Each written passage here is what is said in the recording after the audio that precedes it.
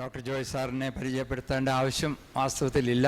കാരണം നമുക്ക് സാറിന് അത്രമാത്രം പരിചയം ഉള്ള ഒരു വ്യക്തിത്വമാണ്. എങ്കിലും സാറിന് ഇപ്പം ഈയിടെ കിട്ടിയിരിക്കുന്ന സ്ഥാനങ്ങളൊക്കെ ഉണ്ട്, അത് പലരും അറിഞ്ഞു കാണുകയില്ല. നേരത്തെ സാറ് വഹിച്ചിരുന്ന ചുമതലകൾ ഇവിടെ നമുക്കൊക്കെ അറിയാം. പെട്ടെന്ന് പറയുന്ന ബസേലിയസ് കോളേജിലെ പ്രിൻസിപ്പളായിരുന്നു, നമുക്കറിയാവുന്ന കാര്യം. സ്തുത്യർഹമായി അവിടെ പല ഡിപ്പാർട്ട്മെൻറ്റ്സ് എല്ലാം തുടങ്ങി. അതിൻ്റെതായ 2 അദ്ദേഹം സിൻഡിക്കേറ്റ്, മഹാത്മാഗാന്ധി യൂണിവേഴ്സിറ്റിയിലെ സിൻഡിക്കേറ്റ് മെമ്പർ, അതുപോലെ തന്നെ കേരള സ്റ്റേറ്റ് പൊല്യൂഷൻ കൺട്രോൾ ബോർഡിൻ്റെ മെമ്പറാണ്. പിന്നെ അദ്ദേഹം school of environmental studies sciences, Mahatma Gandhi university, പിന്നെ director department of environmental studies Kannur university, പിന്നെ editor tree India environmental journal. നിങ്ങൾക്ക് പലർക്കും പരിചയം ഉണ്ടാകും, അത് സാറിൻ്റെ കയ്യിലുണ്ട്. അതുപോലെ director eco friendly of colleges and university teachers, അത് ഇതുവരെ ഉള്ളത്. എന്നാൽ പുതുതായിട്ട് കിട്ടിയിരിക്കുന്നത് ഇപ്പോഴും സാറ് പറഞ്ഞപ്പോഴേ ഞാനും അറിയുന്നത്, പത്രത്തിലൊക്കെ വന്നിരുന്നു, പക്ഷേ ഞാനത് ശ്രദ്ധയിൽപ്പെട്ടില്ല. നമുക്ക് അറിയാവുന്ന ഭാഷയിൽ പറഞ്ഞാൽ വനിതാ കമ്മീഷൻ എന്ന് പറഞ്ഞാൽ സ്ത്രീകൾക്കൊക്കെ അറിയാം അതിൻ്റെ അതോറിറ്റി എന്തുമാത്രം ഉണ്ടെന്നുള്ളത്, അല്ലേ? അതുപോലൊരു പുതിയ അതോറിറ്റി തന്നെ സെൻട്രൽ ഗവൺമെൻറ്റിൻ്റെ അതോറിറ്റി ഉണ്ടാക്കിയിരിക്കുന്നതാണ് എൻവയൺമെൻറ്റൽ ഇമ്പാക്റ്റ് അസസ്മെൻറ്റ് അതോറിറ്റി. അപ്പം എന്തെങ്കിലും ഒരു കാര്യങ്ങൾ നമ്മുടെ ഈ ഭാരതത്തിൽ നിർമ്മിക്കാനോ തകർക്കാനോ ഒക്കെ ആവശ്യമുണ്ടെങ്കിൽ ഈ അതോറിറ്റിയുടെ അനുവാദം വേണം. ഇപ്പം മുല്ലപ്പെരിയാറിങ്ങനെ എല്ലാവരുടെയും മനസ്സിൽ കിടന്ന് ഒഴുകി നടക്കുന്ന സമയം അതിൻ്റെ അനുവാദം എല്ലാവരും കൂടെ കൊടുത്ത് പണിയണം എന്ന ഒരു നിർദ്ദേശം വന്നാൽ പോലും അതിൻ്റെ അനുവാദം കൊടുക്കേണ്ട 3 പേരിൽ ഒരാളാണ് ജോയ് സാർ ഇന്ത്യയിൽ.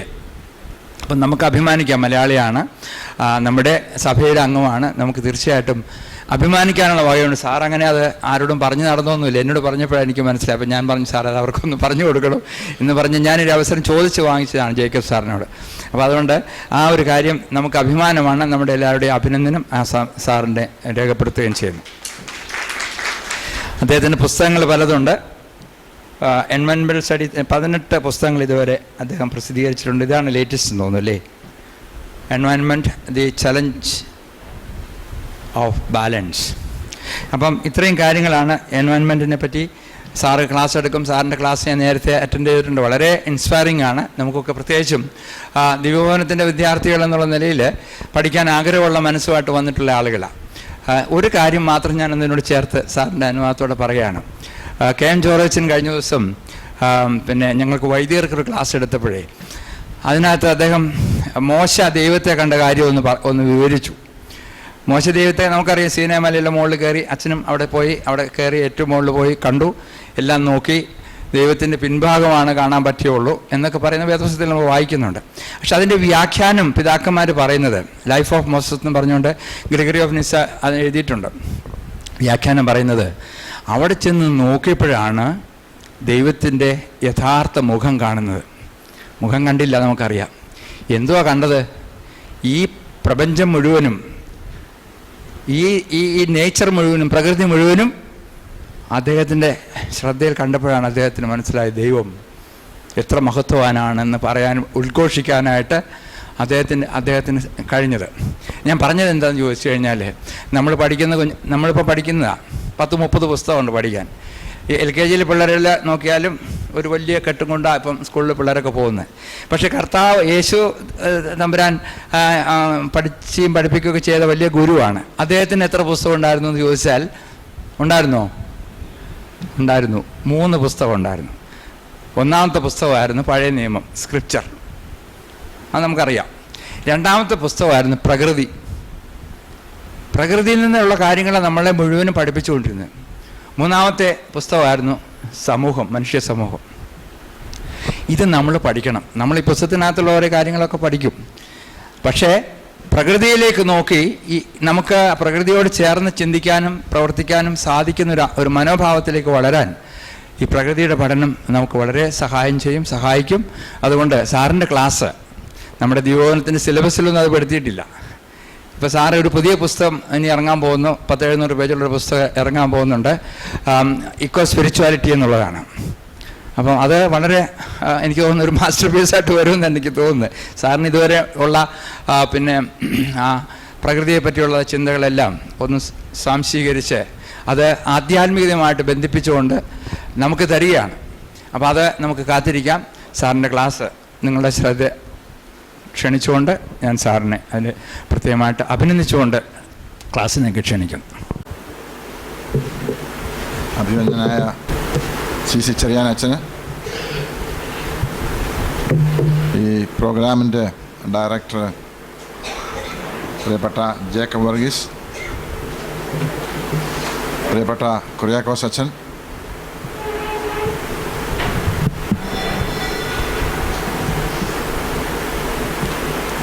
പ്രിയപ്പെട്ട സഹോദരങ്ങളെ, നിങ്ങൾക്കാദ്യമായിട്ട് എൻ്റെ സ്നേഹവന്ദനം. കേരളത്തിൻ്റെ ജനസംഖ്യ പ്രതിഫലിപ്പിക്കുന്ന ഒരു സദസ്സാണ് ഇത്. കേരളത്തിൽ കൂടുതൽ സ്ത്രീകളും പുരുഷന്മാർ കുറച്ചുവാണെന്നാണ് പറയുന്നത്. ഏതാണ്ട് അങ്ങനെയൊക്കെ നോക്കിയാൽ അതിൻ്റെ ഒരു പ്രതിഫലനമാണ് ഇവിടെയും കാണുന്നത്. ഈ സദസ്സിൽ പരിചിതങ്ങളായ ധാരാളം മുഖങ്ങൾ എനിക്ക് കാണുവാനായിട്ട് സാധിക്കുന്നു. എൻ്റെ സുഹൃത്തുക്കളെ, എൻ്റെ കൊളീഗ്സ്, മറ്റ് പരിചയമുള്ള ധാരാളം വ്യക്തികൾ. അപ്പോൾ ഇങ്ങനൊരു സദസ്സിൽ നിങ്ങളോട് അഭിവാദ്യം ചെയ്യാൻ സാധിച്ച വാസ്തവത്തിൽ വളരെയധികം സന്തോഷമുണ്ട്. എന്നോട് ഇതിൻ്റെ സംഘാടകൻ അച്ചൻകുഞ്ഞ് പറഞ്ഞത് പരിസ്ഥിതിയെക്കുറിച്ച് സംസാരിക്കണമെന്നാണ് പറഞ്ഞത്. ഈ പരിസ്ഥിതിയെക്കുറിച്ച് സംസാരിക്കണം എന്ന് പറഞ്ഞാൽ അത്ര എളുപ്പമുള്ള കാര്യമല്ല. കാരണം അതെവിടെ നിന്ന് തുടങ്ങണം, എവിടെ അവസാനിപ്പിക്കണം എന്നുള്ളതിനൊന്നും പ്രത്യേക നിയമങ്ങളൊന്നുമില്ല. T.S. എലിയട്ട് പറയുന്നു, അദ്ദേഹം പറയുന്നു, എവിടെ തുടങ്ങിയാലും അത് മറ്റൊന്നിൻ്റെ അവസാനമാണ്, എവിടെ അവസാനിപ്പിച്ചാലും അത് മറ്റൊന്നിൻ്റെ തുടക്കവുമാണ്. And the end is where we start from. To make an end is to make a beginning, and the end is where we start from. നമ്മുടെ ജീവിതത്തിലെല്ലാം അങ്ങനെയാണ്. നമുക്കൊന്നിനും ഒരു അവസാനവുമില്ല, അതെല്ലാം തുടർച്ചയാണ്. ഒന്നൊന്നിൻ്റെ അവസാനമെന്ന് നമുക്ക് പറയാനൊക്കെ. അതുകൊണ്ട് ഈ തുടങ്ങാനും അവസാനിപ്പിക്കാനും ബുദ്ധിമുട്ടുള്ള ഒരു വിഷയമാണ് പരിസ്ഥിതി എന്ന് പറയുന്നത്. ഞാൻ 4 കാര്യങ്ങളാണ് ഏതാണ്ട് 10-50 മിനിറ്റ് കൊണ്ട് നിങ്ങളോട് സംസാരിക്കാൻ ഉദ്ദേശിക്കുന്നത്. 1, പരിസ്ഥിതി എന്നതുകൊണ്ട് എന്താണ് നമ്മൾ മനസ്സിലാക്കേണ്ടത്. 2, യഥാർത്ഥത്തിലുള്ള പരിസ്ഥിതി പ്രശ്നം എന്താണ്. ധാരാളം കാര്യങ്ങളെക്കുറിച്ച് കേൾക്കാറുണ്ട്. ഇതൊരു പ്രസംഗമല്ല, ഒരു ക്ലാസ്സാണെന്നാണ് പറഞ്ഞത്. ക്ലാസ്. അപ്പം ക്ലാസ്സിൽ പറയുന്ന പോലെയാണ് ഞാൻ പറയുന്നത്. 3, വേദപുസ്തകത്തിൽ പരിസ്ഥിതിയെക്കുറിച്ച് ഉള്ള വ്യാഖ്യാനങ്ങൾ എന്താണ്. 4, നാം എന്താണ് ചെയ്യേണ്ടത് ഈ പരിസ്ഥിതി പ്രശ്നങ്ങളുടെയൊക്കെ എന്ന് പറഞ്ഞാൽ ഉത്കണ്ഠ ഉണ്ടാക്കുന്ന ഒരു വിഷയമായിട്ട് മാറിയിരിക്കുക. നമ്മൾ എന്ത് കേട്ടാലും നമ്മുടെ മനസ്സിലൊരു ഭയമുണ്ടാകും. ഏതോ ഒരു സന്തോഷം തരുന്ന ഒരു വാർത്തയല്ല പരിസ്ഥിതിയിൽ നിന്ന് വരുന്ന, ഒരു ഉത്കണ്ഠ ഉണ്ടാക്കുന്ന ഒരു വിഷയമായിട്ട് ഇതിന്ന് പരിണമിച്ചിരിക്കുന്നു എന്നുള്ളതാണ്. ഈ സാധാരണക്കാരനോട് പരിസ്ഥിതി എന്താണെന്ന് ചോദിച്ചാൽ സകാരത്തിൽ തുടങ്ങുന്ന 3-4 വാക്കുകളായിട്ടാണ് പറയുന്നത്. സൈലൻ്റ് വാലി, സിംഹവാലം കുരങ്ങ്, സുഗതകുമാരി. ഇതാണ് പരിസ്ഥിതി എന്ന് പലരും ധരിച്ച് വെച്ചിരിക്കുന്നത്. വാസ്തവത്തിൽ നിർവചിക്കാൻ വിഷമമുള്ള ഒരു പദപ്രയോഗമായത്. ജീവിതത്തിലെ ഉദാത്തമായ പല കാര്യങ്ങളും നിർവചനങ്ങൾക്ക് അതീതമാണ്. നമുക്കറിയാം, ഈ സത്യം, സ്നേഹം, ദൈവം, പ്രകൃതി, ഇതൊക്കെ നമുക്ക് നിർവഹിച്ചെടുക്കാൻ വലിയ ബുദ്ധിമുട്ടാണ്. അങ്ങനെ ഒന്നാണ് ഈ പരിസ്ഥിതി എന്ന് പറയുന്ന ഒരു വിഷയം. Environment is an over simplified reduction of A very complex subject. വളരെ സങ്കീർണമായ ഒരു വിഷയത്തിൻ്റെ വളരെ ചുരുക്കി വച്ചിരിക്കുന്ന ഒരു വാക്കാണ് പരിസ്ഥിതി എന്ന് പറയുന്നത്. ഈ വാക്ക് പോലും അടുത്ത കാലത്ത് മലയാള ഭാഷയിലുണ്ടായ ഒരു 40 വർഷങ്ങൾക്ക് മുമ്പ് എഴുതപ്പെട്ട മലയാള ഡിക്ഷണറിയിൽ പരിസ്ഥിതി എന്നൊരു വാക്ക് പോലുമില്ല. പരിസ്ഥിതി എന്ന 2 സംസ്കൃത ധാതുക്കൾ ചേർന്നുണ്ടായ ഒരു വാക്കാണ് ഇത്. ഇത് ഞാൻ സങ്കീർണമെന്ന് പറയാൻ കാരണം പലർക്കും പരിസ്ഥിതിയുടെ പലതിനെക്കുറിച്ചും നമുക്കിന്നും ശരിക്കും മനസ്സിലായിട്ടില്ല എന്നുള്ളതാണ്. There are known things in nature. There are unknown things in nature. And there are unknowable things in nature. നമുക്ക് അറിയാവുന്ന പല കാര്യങ്ങളുമുണ്ട്, നമുക്ക് അറിയപ്പെടാത്ത കാര്യങ്ങളുണ്ട്. ഇനി മനുഷ്യൻ്റെ ബുദ്ധി കൊണ്ടോ അവൻ്റെ ഇന്ദ്രിയങ്ങൾ കൊണ്ടോ എത്ര ശ്രമിച്ചാലും മനസ്സിലാക്കാൻ സാധിക്കാത്ത കാര്യങ്ങളും ഈ പ്രകൃതിയിലുണ്ട്. അതുകൊണ്ട് പ്രകൃതിയിൽ ഇനിയും പല കാര്യങ്ങളും നമ്മുടെ അറിവിലേക്ക് തുറന്നു വരാനിരിക്കുന്നതേയുള്ളൂ. ഇതുകൊണ്ടാണ് ഇതിനെ ഒരു സങ്കീർണമായ ഒരു വിഷയമെന്ന് ഞാൻ പറയാനായിട്ടുള്ളത്. ക്ലാസ്സിൽ പഠിക്കുന്ന കുട്ടികൾക്ക് ഈ സസ്യങ്ങൾ എങ്ങനെയാണ് ആഹാരം സമ്പാദിക്കാൻ ചോദിച്ചാൽ അവർക്ക് മനസ്സിലാവും ഫോട്ടോസിന്തസിസ്, അത് അറിയുന്ന കാര്യം. എന്നാൽ അന്നോണായിട്ട് അറിയപ്പെടാത്ത കാര്യമുണ്ട്. സൈബീരിയയിൽ നിന്ന് 6000 കിലോമീറ്റർ അകലുള്ള സൈബീരിയയിൽ നിന്ന് ഒരു ദേശാടന കിളി പറന്ന് കേരളത്തിൻ്റെ തീരത്തിലെത്തുക. ഈ പറക്കലിൽ ഉള്ളത്ത് പോലും നിൽക്കുന്നില്ല, ഒറ്റ പറക്കലാണ്. ഉള്ളത്തു നിന്നൊരു ആഹാരവും കഴിക്കുന്നില്ല. ഇവിടെ വന്ന് ഇരുന്നതിന് ശേഷം 2 ദിവസത്തേക്ക് വീണ്ടും ആഹാരം കഴിക്കുകയില്ല. കുറച്ച് ദിവസം ഇവിടെ സ്പെൻഡ് ചെയ്തിട്ട് അതേ റൂട്ടിൽ കൂടെ ഒരു വഴി പോലും തെറ്റാതെ, ഒരു നാവിഗേറ്ററും ഇല്ലാതെ അതേ റൂട്ടിൽ കൂടെ തിരിച്ച് സൈബീരിയയ്ക്ക് പോവുക. ഇതൊക്കെ നമുക്ക് അന്നോണാണ്, നമുക്കത് മനസ്സിലാക്കാൻ ബുദ്ധിമുട്ടാണ്. അപ്പം there are unknown things in nature. നമ്മുടെ ശാസ്ത്രം കൊണ്ട് പോലും ഇതുവരെ ഒന്നും ശരിക്കും മനസ്സിലാക്കാൻ നമ്മളെ കൊണ്ട് സാധിച്ചിട്ടില്ല. And there are unknowable things. നമ്മൾ എത്ര ശ്രമിച്ചാലും മനസ്സിലാക്കാം. കാരണം നമ്മുടെ ഇന്ദ്രിയങ്ങൾക്കും നമ്മുടെ തലച്ചോറിനും പരിമിതികളുണ്ട്. ആ പരിമിതിക്കുള്ളിൽ നിന്നുകൊണ്ട് ഈ പ്രകൃതിയെ നമുക്ക് മനസ്സിലാക്കാൻ അത്ര എളുപ്പമല്ല. നിങ്ങൾ ഏതെങ്കിലും ഒരു കാട്ടിൽ ചെന്നാൽ ആ ചെല്ലുന്ന നിമിഷം 10 കിലോമീറ്റർ അകലെയുള്ള ഒരു സിംഹത്തിന് നിങ്ങളുടെ പ്രസൻസ് മനസ്സിലാക്കാൻ സാധിക്കുന്നു. That is unknowable to human beings. ശാസ്ത്രം ഇത്രമാത്രം പോഹിച്ചു, അതെങ്ങനെയാണ് നമുക്ക് ഇവരായിട്ട് മനസ്സിലാക്കിയിട്ടില്ല. പൂച്ചയുടെ ഘ്രാണശക്തി, നായ്ക്കളുടെ ശ്രവണശക്തി, തിമിംഗലത്തിന് നീന്താനുള്ള ശക്തി, ഇതൊന്നും നമ്മുടെ ശാസ്ത്രത്തിന് ഇതുവരെയായിട്ട് നമുക്ക് മനസ്സിലാക്കുവാനായിട്ട് സാധിച്ചിട്ടില്ല എന്നുള്ളതാണ് ഒരു സംഗതി. ഇതാണ് ഈ പരിസ്ഥിതി പഠിക്കുന്നതിൻ്റെ ഒരു സങ്കീർണത ഒരു പ്രധാന കാരണം. രണ്ടാമത്തെ ഒരു കാരണം എന്ന് പറയുന്നത്, ഈ പരിസ്ഥിതിയെക്കുറിച്ച് നമ്മൾ പഠിക്കുമ്പോൾ പ്രശ്നങ്ങൾക്ക് നമ്മൾ പരിഹാരം നിർവഹിക്കുക, പ്രശ്നങ്ങൾക്കെല്ലാം പരിഹാരം നമ്മൾ സംഭവിക്കും. കുറേ നാളുകൾ കഴിയുമ്പോൾ ഈ പരിഹാരം തന്നെ ഒരു പ്രശ്നമായിട്ട് വരിക. അതാണ് ഇവിടുത്തെ ഒരു പ്രശ്നം. അപ്പോൾ നമുക്കൊന്നിനും പരിഹാരമില്ലാതാകും. ഏതൊക്കെ പരിഹാര മാർഗം നമ്മൾ പരിസ്ഥിതി പ്രശ്നങ്ങൾക്ക് വേണ്ടി നിർദ്ദേശിച്ചിട്ടുണ്ടോ അതെല്ലാം പ്രശ്നങ്ങളായിട്ട് വീണ്ടും നമ്മുടെ മുമ്പിൽ തിരിച്ച് വരിക. Today's solutions become tomorrow's problems. ഇത് ഏറ്റവും നല്ലൊരു ഉദാഹരണം നമുക്ക് പറയാം. ഈ അടുത്ത കാലത്ത് നമ്മളെല്ലാം വീടുകളിൽ നമുക്ക് ഇൻകാൻഡസൻ്റ് ലൈറ്റ് മാറ്റിയിട്ട് CFL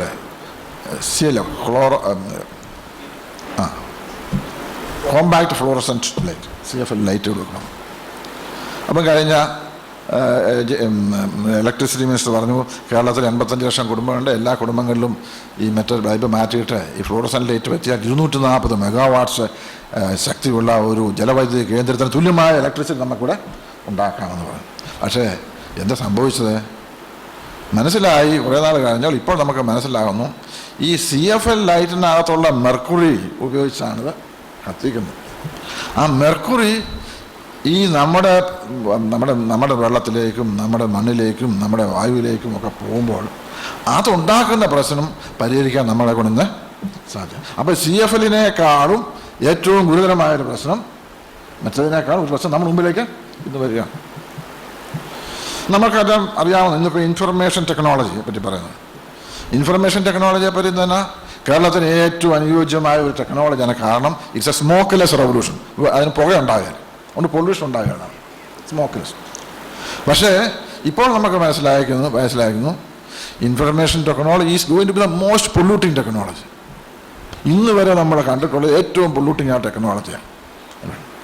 കാരണം അതിൻ്റെ മെറ്റീരിയൽസ് പലതിനകത്തും നമുക്ക് ഹെവി മെറ്റൽസ് ഉണ്ട്.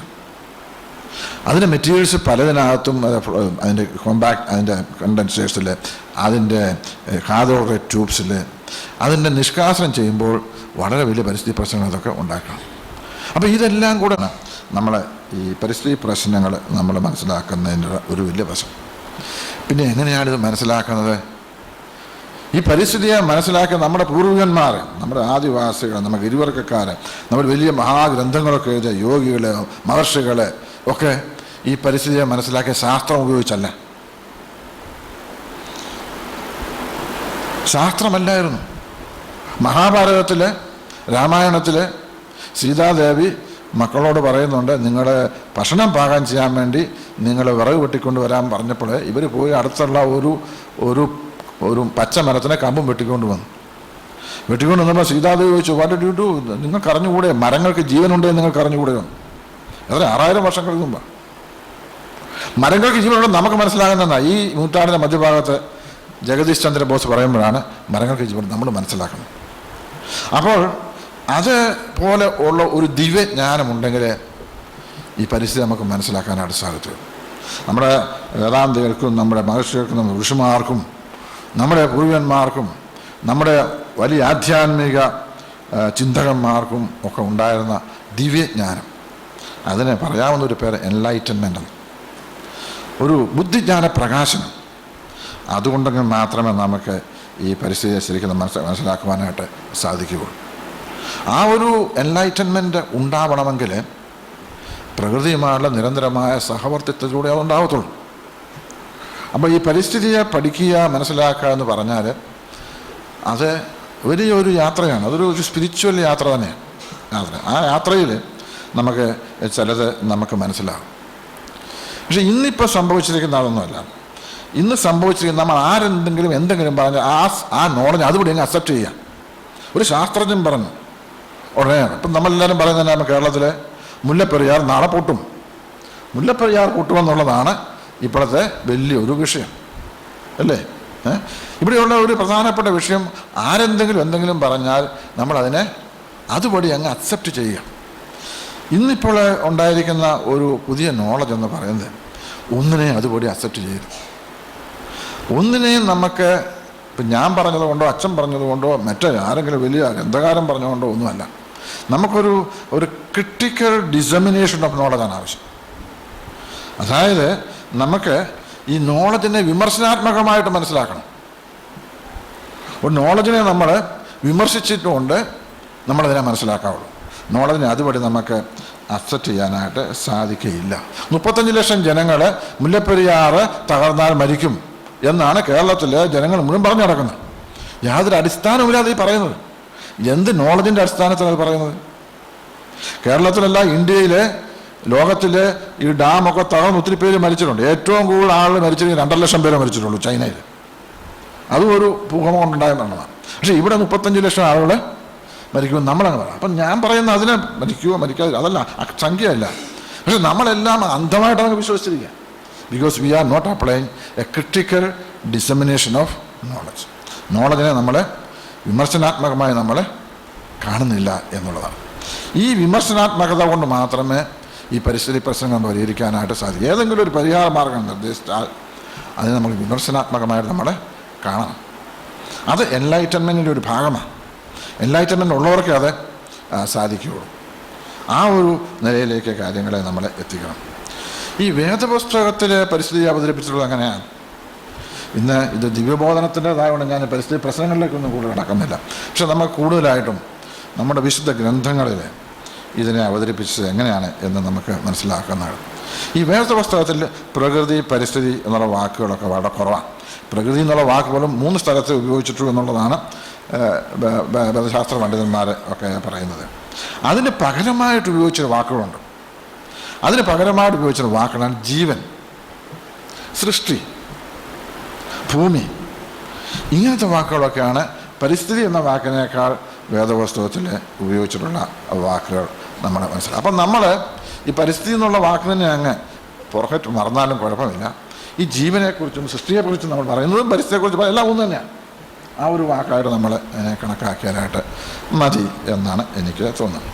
23-ാം സങ്കീർത്തനത്തിലെ തുടക്കം എല്ലാവർക്കും അറിയാവുന്നൊരു കാര്യം എന്താ? ഈ പറഞ്ഞ ബാക്കി എന്നാ? പച്ചയായ പുൽപ്പുറങ്ങളിലേക്ക് അവൻ എന്നെ നടത്തുന്നു. യഹോവയ്ക്ക് മനുഷ്യജാതിയോടുള്ള ഒരു ദീർഘവീക്ഷണത്തോടുള്ള കരുതലിൻ്റെ ഒരു വ്യക്തതയാണ് നമുക്കവിടെ കാണുന്നത്. പച്ചയായ പുൽപ്പുറങ്ങളിലേക്ക് നമ്മെ നടത്തുന്നു എന്ന് പറഞ്ഞാൽ അത് സ്വസ്ഥതയുള്ള വെള്ളത്തിൻ്റെ അരികിലേക്ക്. ഇന്ന് ഒരു വെള്ളത്തിനും സ്വസ്ഥതയില്ല എന്ന് നമുക്കറിയാം. വെള്ളം എന്നൊക്കെ പറഞ്ഞാൽ തന്നെ കേരളത്തിൽ അർത്ഥം വേറെയാണ്. വെള്ളത്തിന് വേറെ അർത്ഥങ്ങളാണ്. അപ്പം സ്വസ്ഥമായിട്ട് വെള്ളം ഒരിടത്തുമില്ല. അല്ല, അപ്പം യഹോവയായ ദൈവത്തിന് സൃഷ്ടിയോടുള്ള കരുതലിൻ്റെ ഒരു ഭാഗമാണ് അത് യഹോവ ആഗ്രഹിച്ചതാണ്. പക്ഷെങ്കിൽ 21-ാം നൂറ്റാണ്ടിലേക്ക് കാലുകുത്തിയിരിക്കുന്ന നമ്മൾ ഇന്ന് എത്തിയിരിക്കുന്നത് ഈ പച്ചയായ പുൽപ്പുറങ്ങളിലോ സ്വസ്ഥമായ വെള്ളത്തിലേക്കോ ആണോ? അല്ല. ഈ അടുത്ത കാലത്തെ ടൈം മാഗസിന് അവരുടെ കവർ പേജ്, ടൈം മാഗസിനാണല്ലോ ലോകത്തിലെ ഒരു വലിയ ഈ ഒപ്പീനിയൻ മേക്കിംഗ് മാഗസിൻ, അതിൻ്റെ കവർ പേജിൽ ഭൂമിയുടെ പടം കൊടുത്തിട്ട് അതിൻ്റെ അടിയിൽ ഒരു ക്യാപ്ഷൻ കൊടുത്തിരിക്കുന്നു. എന്താണെന്നറിയോ? അൻ എൻഡേഞ്ചേർഡ് പ്ലാനറ്റ്, ഒരു അപകടത്തിലായിരിക്കുന്ന ഒരു ഗ്രഹം എന്നാണ് അതിനവർ കൊടുത്തിരുന്ന ഒരു വലിയ ഒരു ക്യാപ്ഷൻ തന്നെ. അപ്പോൾ ഭൂമി വലിയ അപകടത്തിലായിരിക്കുന്ന ഒരു ഗ്രഹം. ഭൂമി എന്ന് പറയുന്നതിലാണല്ലോ നമ്മൾ ജീവിക്കുന്നത്, ഏറ്റവും മനോഹരമായ ഗ്രഹം. ഇപ്പം വേറെ ഗ്രഹങ്ങളൊക്കെ ഉണ്ടെന്നൊക്കെ പറയുന്നു, പക്ഷേ ഇത് വ്യക്തതയൊന്നുമില്ല. ഏറ്റവും മനോഹരമെന്ന് ഭൂമിയെപ്പറ്റി പറയാൻ കാരണം എന്താ? ഈ ലോകത്തിൽ ഭൂമിയിൽ മാത്രമേ ജീവൻ നിലനിൽക്കുന്നുള്ളൂ, അതുകൊണ്ടാണ്.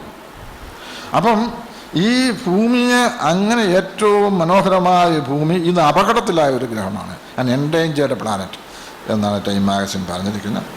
അടുത്ത കാലത്ത് യുണൈറ്റഡ് നേഷൻസിൻ്റെ ഒരു സ്റ്റഡിയിൽ പറയുന്നത് ഈ ലോകത്തിലെ 156 രാജ്യങ്ങളിലെ 125 രാജ്യങ്ങളിലെയും പരിസ്ഥിതി നിർണായകമായ ഘട്ടത്തിലെത്തിയിരിക്കുന്നു. അത് എപ്പം വേണമെങ്കിലും മുല്ലപ്പെരിയാർ തകർന്ന പോലെ എപ്പം വേണമെങ്കിലും തകരാം എന്ന് ആണ്. മുല്ലപ്പെരിയാറല്ല, ഈ ലോകത്തിൻ്റെ തന്നെ പരിസ്ഥിതി തകർന്നു പോകാം എന്നാണ് പറയുന്നത്.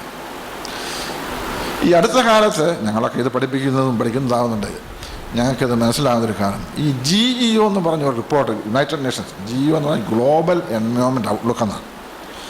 അതായത് ലോകത്തിലെ ഏറ്റവും പ്രഗത്ഭരായ ശാസ്ത്രജ്ഞന്മാരും ഒരു 30-ൽ പരം പരിസ്ഥിതി റിസർച്ച് ഇൻസ്റ്റിറ്റ്യൂഷൻസും ലോകത്തിലെ പല രാജ്യങ്ങളും കൂടിച്ചേർന്ന് ഇറക്കിയ ഒരു റിപ്പോർട്ടാണ്. അതൊരു ആധികാരികമായ റിപ്പോർട്ട്. അതിനകത്ത് പറഞ്ഞിരിക്കുന്ന ഒരു പ്രധാനപ്പെട്ട കാര്യം എന്ന് പറയുന്നത് ഈ ഭൂമി ഈ സഹസ്രാബ്ദത്തിൻ്റെ അവസാനം വരെ നിലനിൽക്കുകയില്ല. വ്യക്തമായിട്ട് പറഞ്ഞു, the earth will not end until the end of this, it will not live until the end of this century. ഈ ഭൂമിയുടെ അവസാനം വരെ, ഈ 21 തൊട്ട് അവസാനം വരെ ഈ ഭൂമി, അതിനു മുമ്പ് ഇത് മരിച്ചു പോകും, തകർന്ന് താഴെ. മുല്ലപ്പെരിയാറല്ല, ഭൂമി തന്നെ മരിക്കും എന്നാണ് കാര്യവിവരമുള്ള പരിസ്ഥിതി ശാസ്ത്രജ്ഞന്മാർ പറയുന്നത്. അതിന് കാരണം അവർ പറയുന്നതറിയോ? ഈ ഭൂമി ഒരു രോഗിണിയാണ്. എർത്ത് ഈസ് എ പേഷ്യൻറ്റ്, ഒരു സാധാരണ രോഗിണിയല്ല, a patient in an intensive care unit. ഒരു ഇൻറ്റൻസീവ് കെയർ യൂണിറ്റിൽ കിടക്കുന്ന ഒരു പേഷ്യൻ്റാണ് ഭൂമി. അതുകൊണ്ട് ഇന്നത്തെ പ്രധാനപ്പെട്ട പ്രശ്നം നമ്മൾ അഭിമുഖീകരിക്കാൻ പോകുന്നത് ഈ എത്ര നാൾ ഭൂമിക്ക് ഇവിടെ ജീവനെ പിടിച്ചു നിർത്താനാവും എന്നുള്ളതാണ്. How long the earth can sustain life on it എന്നുള്ളതാണ്. അപ്പോൾ ഭൂമി ഒരു രോഗിണിയാണെന്ന് നമ്മൾ പറയുന്നതിന് മുമ്പ് തന്നെ എത്രയോ ഇത് മുൻകൂട്ടി കണ്ട് യെശയ്യാ പ്രവാചകൻ പറഞ്ഞു. യെശയ്യാ പ്രവാചകൻ്റെ 24-ാം അധ്യായം 19-20 വാക്യം വായിച്ചാൽ നമ്മൾ ഈ മുല്ലപ്പെരിയാറിനേക്കാൾ നമ്മൾ ഭയന്നു പോകും. ആരെങ്കിലും ഉണ്ടോ വേദപുസ്തകം കയ്യിൽ? 19-20 വായിക്കാമെങ്കിൽ ഇപ്പം മുല്ലപ്പെരിയാറിനെ പറ്റിയില്ല നമ്മൾ ഭയപ്പെടുന്നത്, അതിനേക്കാൾ ഭയം നമുക്കുണ്ടാവും. വായിക്കാവോ? ഒന്ന് ഉറക്കെ വായിക്കാം. എന്താ?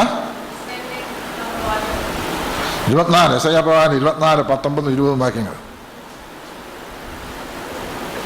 ഭൂമിയുടെ അടിസ്ഥാനങ്ങൾ കുലുങ്ങുന്നു. ആ ആ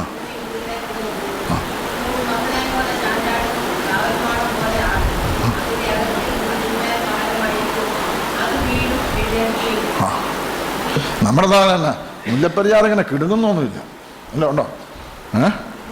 പക്ഷേ ഭൂമി എന്താ? കിടുങ്ങുന്നു. അത് മത്തനെ പോലെ ചാഞ്ചാടുന്നു. ഭൂമിയുടെ അടിസ്ഥാനങ്ങൾ കുലുങ്ങുന്നു, അത് വീഴും, എഴുന്നേൽക്കുകയില്ല. ഇത് തന്നെയാണ് ശാസ്ത്രജ്ഞന്മാർ ഇപ്പം പറയുന്നത്. ഭൂമി ഇന്നല്ലെങ്കിൽ നാളെ വീഴും. ഇത് ഞാൻ നിങ്ങളെ ഭയപ്പെടുത്താൻ പറഞ്ഞാൽ എന്നെ ഇങ്ങനെ ക്ലാസ് പിടിച്ചുകൊണ്ട് വന്നിട്ട് നിങ്ങളെല്ലാം ഭയപ്പെടുത്തി വിടുന്നുള്ള പേരുദോഷമൊന്നും എനിക്ക് ഉണ്ടാവരുത്. അപ്പം ഇത്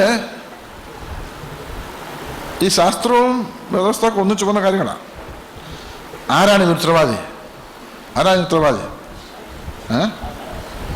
മനുഷ്യൻ ഭൂമിയുടെ മേൽ നടത്തിയ ഹൃദയശൂന്യമായ കടന്നേറ്റം. ഒന്ന്, അല്ലെങ്കിൽ നടത്തിക്കൊണ്ടിരിക്കുന്നു. രണ്ട്, വികസനത്തെക്കുറിച്ചും പുരോഗതിയെക്കുറിച്ചും വളർച്ചയെക്കുറിച്ചും ഒക്കെയുള്ള നമ്മുടെ സങ്കല്പങ്ങൾ.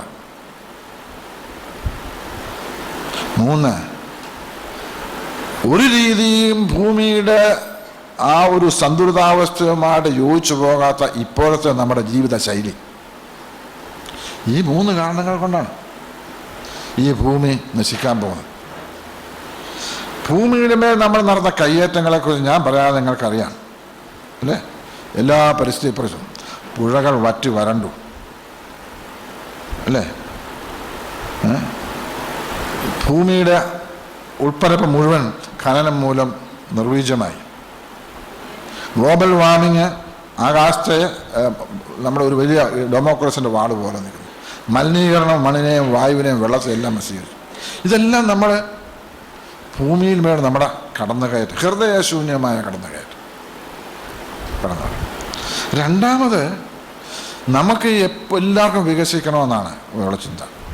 ഈ വികസനത്തെക്കുറിച്ചുള്ള നമ്മളുടെ ചിന്ത എന്താണ്? നമ്മൾ വികസിക്കണമെങ്കിൽ നമ്മളെല്ലാം പറയുന്നത് തന്നെ നമ്മളൊന്നുമില്ല അമേരിക്കയെ പോലെ ആവണം, അല്ലെങ്കിൽ മറ്റ് നോർത്തേൺ കൺട്രീസിലെ വികസന പ്രക്രിയയാണ് നമ്മുടെ സ്വപ്നം, നമ്മുടെ മോഡൽ അതാണ്, അല്ലേ? അവർ പറയുന്നു ഞങ്ങൾക്ക് ഈ വികസനം അതിനാൾ നിലനിർത്താൻ ഒക്കുകയില്ല, കാരണം അതിന് തക്ക വിഭവങ്ങൾ ഞങ്ങൾക്ക് ഇല്ല. നമ്മൾ പറയുന്നു നമുക്ക് അവരെപ്പോലെ അവർത്തെങ്കിൽ മാത്രമേ നമുക്ക് നിലനിൽക്കാനായിട്ട് സാധിക്കൂ. അമേരിക്കക്കാരൻ ഒരാൾ ഒരു വർഷം 150 കിലോഗ്രാം മാട്ടിറച്ചി കഴിക്കുന്നുണ്ട്. അപ്പോൾ ഇന്ത്യക്കാരെല്ലാം കൂടി, ഇന്ത്യക്കാരൻ തേർഡ് വേൾഡ് കൺട്രീസും കൂടി പറയാം, ഈ അമേരിക്കക്കാരപ്പോൾ 150 കഴിച്ചില്ലെങ്കിലും ഒരു 50 കിലോഗ്രാമെങ്കിലും ഒരു വർഷം കഴിച്ചില്ല, പിന്നെ തന്നെ ഇവിടെ വികസനം. ഇങ്ങനെ ഇന്ത്യക്കാരും തേർഡ് വേൾഡ് കൺട്രീസും എല്ലാം കൂടെ ചിന്തിച്ച് 50 കിലോഗ്രാം മാട്ടിറച്ചി നല്ല വികസിക്കാനൊക്കെ അമേരിക്ക വരും. നമ്മൾ കഴിക്കാൻ തീരുമാനിച്ചാൽ ഈ ലോകത്തിലെ മുഴുവൻ മഴക്കാടുകളും വെട്ടി നശിപ്പിച്ച് പ്രത്യേകതരം പുല്ല് വെച്ച് പിടിപ്പിച്ച് അവിടെ പശുക്കളെ വളർത്തണം, എന്നാലും കിട്ടുകയില്ല ഇറച്ചി. അപ്പം നമ്മുടെ സ്വപ്നം എന്താ? അമേരിക്ക അല്ലെങ്കിൽ നോർത്തേൺ കൺട്രീസ്. അപ്പം നമുക്ക് അവരെ പോലെ വികസിക്കാൻ ഒരിക്കലും സാധിക്കുകയില്ല. പക്ഷെ ഇതാണ് നമ്മുടെ ഈ പ്രശ്നങ്ങളെല്ലാം. നമുക്ക് നമ്മുടേതായ ഒരു വികസന സങ്കല്പം ഇല്ല എന്നുള്ളതാണ്. ഈ അമേരിക്കയെ പോലുള്ള ഈ നോർത്തേൺ കൺട്രീസിന് റിസോഴ്സസ് കുറവാണ്, പക്ഷെ ടെക്നോളജി വളരെ കൂടുതലാണ്. സദേൺ കൺട്രീസിന് ടെക്നോളജി കുറവാണ്, പക്ഷേ റിസോഴ്സസ് കൂടുതലാണ്. ഇത് നമ്മളുടെ അന്തരമാണ് വികസനത്തെക്കുറിച്ച്.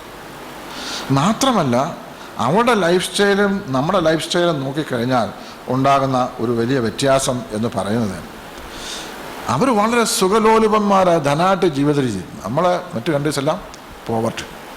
ഇത് നമ്മളുടെ അന്തരം. The continued poverty of the majority of planets, the continued poverty of the inhabitants of majority of planets, and the excessive consumption and wasteful lifestyle of the minority. ഇതാണ് പ്രശ്നം ഉണ്ടാക്കുന്നത്. വലിയ ധനാഢ്യത്തിൽ ജീവിക്കുന്ന ഒരു 20%, വളരെ ദാരിദ്ര്യത്തിൽ ജീവിക്കുന്ന ഒരു 80%. ഇത് തമ്മിലുള്ളൊരു കോൺഫ്ലിക്റ്റ്. ഇത് നമുക്കിങ്ങനത്തെ പ്രശ്നങ്ങളൊക്കെ ഉണ്ടാക്കുവാനാണ്. അപ്പോൾ ഈ പരിസ്ഥിതി പ്രശ്നങ്ങളെ ഉണ്ടാക്കി വെച്ചത് ഇതൊക്കെയാണ്, ഈ രീതികളാണ്. ഇതൊക്കെ ഞാൻ പറഞ്ഞത് 3 കാര്യങ്ങളാണ്. ഒന്ന്, പ്രകൃതി മുതൽ നമ്മൾ നടത്തിയ ഹൃദയശൂന്യമായ കടന്നുകയറ്റം, അതൊക്കെ നിങ്ങൾക്കെല്ലാം അറിയാമത്. രണ്ടാമത് വികസനത്തെക്കുറിച്ചുള്ള നമ്മുടെ സങ്കല്പം. ഒരിക്കലും എത്തിപ്പിടിക്കാൻ കഴിയാത്തൊരു വികസനമാണ് നമ്മുടെ മോഡൽ. നമുക്ക് നമ്മുടേതായ ഒരു വികസന സങ്കല്പം ഇല്ല. മൂന്നാമത് ഇന്ന് നമ്മൾ അനുവർത്തിക്കുന്ന ജീവിത ശൈലി അത് നിലനിൽക്കുന്നതല്ല. ഇത് കൊണ്ടൊക്കെയാണ് ഈ ഭൗതികമായ പരിസ്ഥിതി നാശം ഉണ്ടായിരിക്കുന്നത്.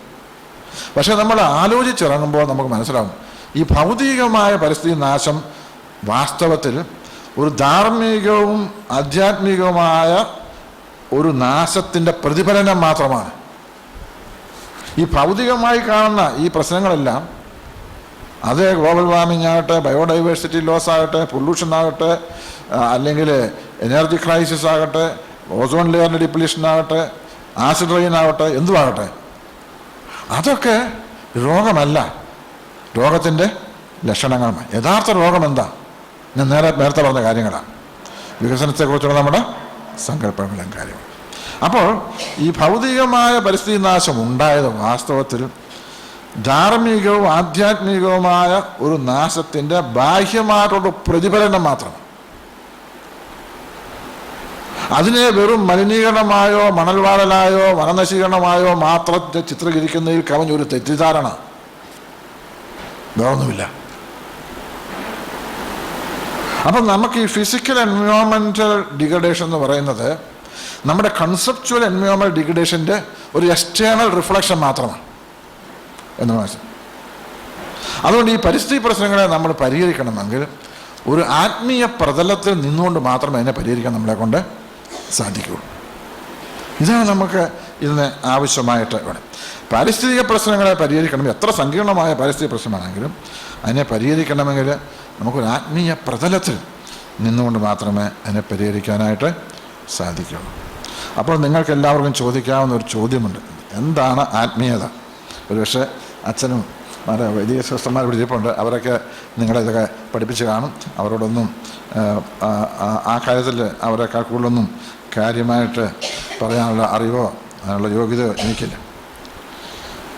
ഈ ഭൗതികമായ സങ്കല്പങ്ങളുടെ ആത്മീയമായിട്ടുള്ള അടിവേരുകൾ അന്വേഷിച്ചുള്ള യാത്രയാണ് ഈ സ്പിരിച്വാലിറ്റി എന്ന് പറയുന്നത്.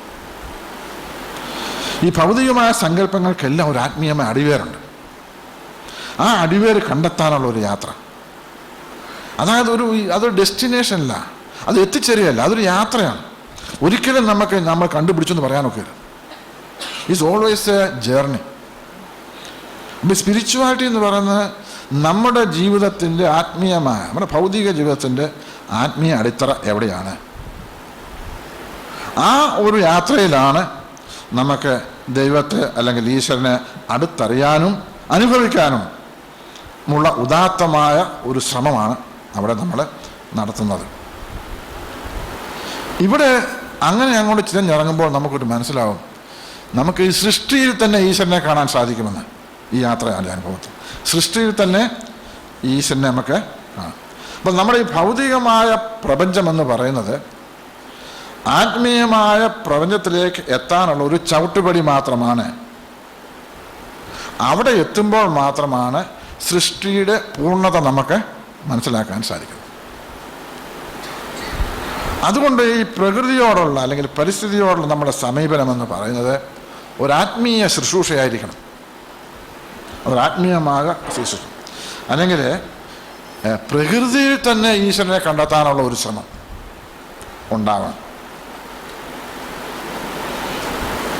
അപ്പോൾ അതുകൊണ്ടാണല്ലോ ഈ സൃഷ്ടിയിലൂടെ ഈശ്വരനെ, ഈ സൃഷ്ടിയുടെ സൃഷ്ടി മാത്രമല്ല പ്രകൃതി വസ്തുക്കളിലും പ്രകൃതി സംഭവങ്ങളിലും, സൂര്യൻ ഉദയാസ്തമനങ്ങൾ വരെയുള്ള സംഭവങ്ങളിലൂടെ ഈശ്വരനെ അല്ലെങ്കിൽ ദൈവത്തെ കാണാനും അനുഭവിക്കാനുമുള്ള ഒരു ഉദാത്തമായ ശ്രമം ആണ് ഈ ആത്മീയത എന്ന് പറയുന്നത്. അപ്പോൾ ഞാൻ ആദ്യം നിങ്ങൾ തുടക്കത്തിൽ പറഞ്ഞല്ലോ, ഈ പരിസ്ഥിതി എന്ന് പറയുന്ന ഉത്കണ്ഠ ഉണ്ടാക്കുന്ന ഒരു വിഷയമാണ്. അപ്പോൾ ഇതിങ്ങനെ ചിന്തിക്കുമ്പോൾ നമുക്ക് മനസ്സിലാകും, അങ്ങനെ ചിന്തിക്കുമ്പോൾ പരിസ്ഥിതി നാശത്തെക്കുറിച്ചുള്ള നമ്മുടെ ഉത്കണ്ഠയ്ക്ക് ഒരു ആത്മീയ പ്രതലമുണ്ട് എന്ന് നമുക്ക് മനസ്സിലാക്കും. അത് ഏതൊക്കെയാണെന്ന് വിശകലനം ചെയ്യുമ്പോൾ, വേദപുസ്തകം പഠിച്ചിട്ടുള്ള ഒരാളല്ലോ നിങ്ങളൊക്കെ,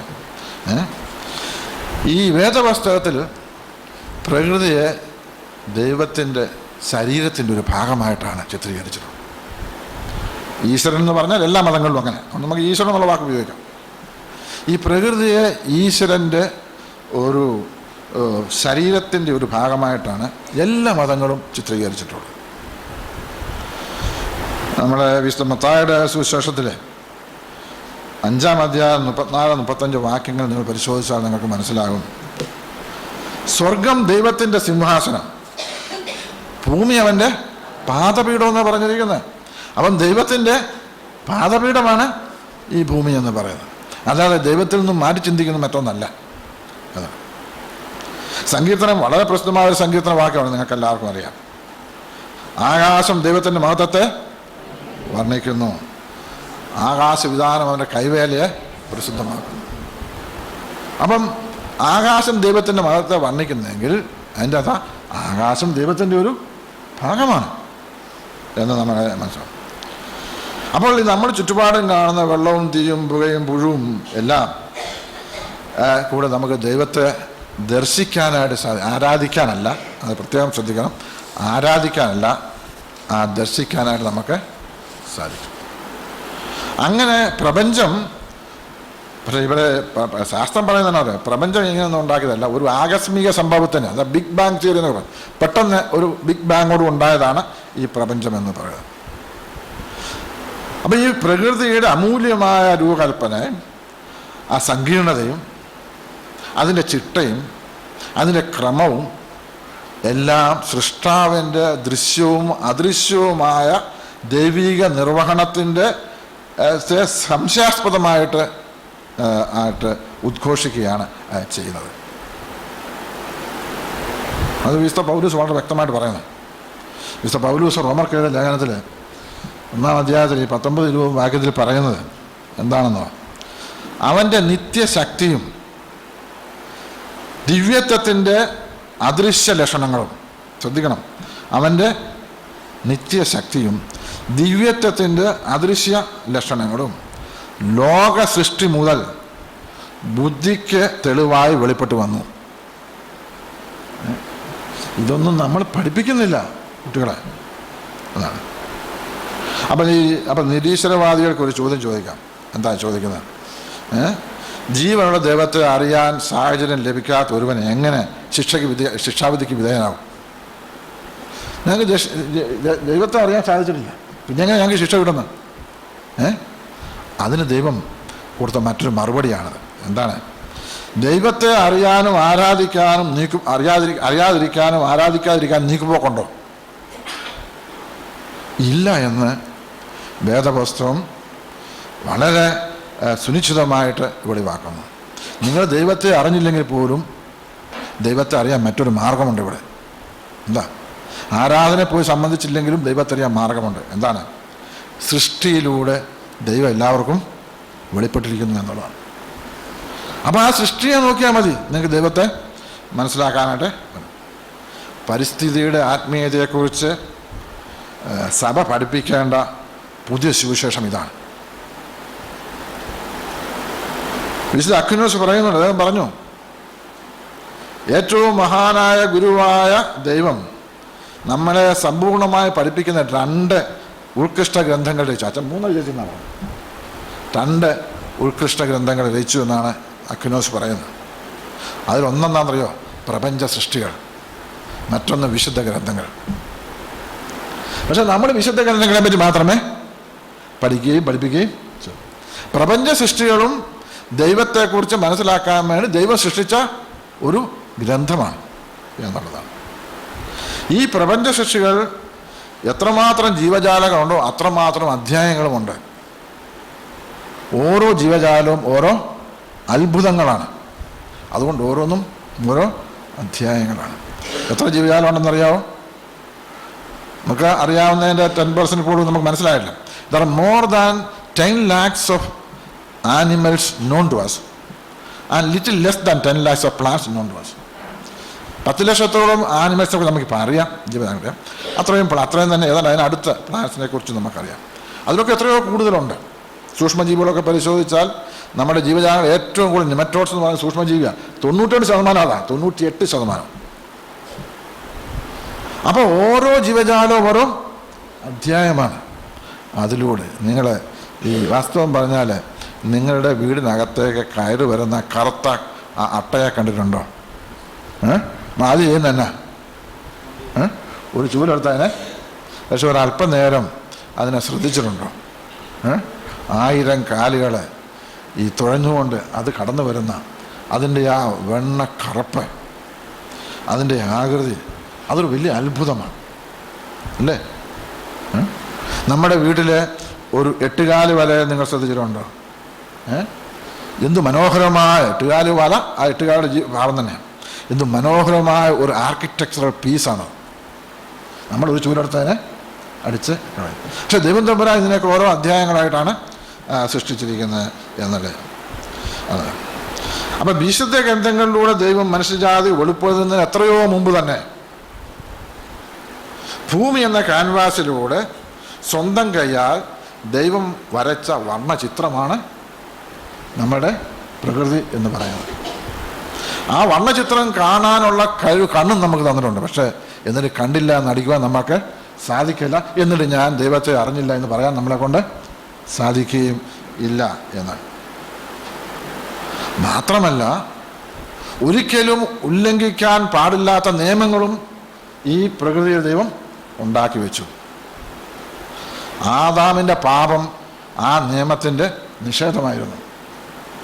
ദൈവത്തിൻ്റെ കൽപ്പനയുടെ നിഷേധമാണെന്നാണ് നമ്മൾ ക്ലാസ്സിൽ പഠിപ്പിക്കുന്നത്. അത് ഞാനെപ്പറ്റി എനിക്കൊന്നും പറയാൻ. പക്ഷെങ്കിൽ പ്രകൃതി നിയമത്തിൻ്റെ ഒരു നിഷേധമായിരുന്നു ആദാമിൻ്റെ പാപം. ദൈവത്തിൻ്റെ കൽപ്പനയുടെ നിഷേധമായിരുന്നു. അപ്പം ജീവൻ്റെ വല നെയ്ത ആ ദിവ്യശക്തിയെ നേരിൽ കാണാനും അനുഭവിക്കാനുമുള്ള ഒരു വർണ്ണചിത്രമാണ് നമ്മുടെ ഈ ചുറ്റുപാടും കാണുന്നത്. അതുകൊണ്ട് സൃഷ്ടാവിലേക്ക് എത്താനുള്ള വഴി കാണിച്ചു തരേണ്ടത് സൃഷ്ടിക്കപ്പെട്ട ഈ ഭൗതിക ശരീരമാണ്.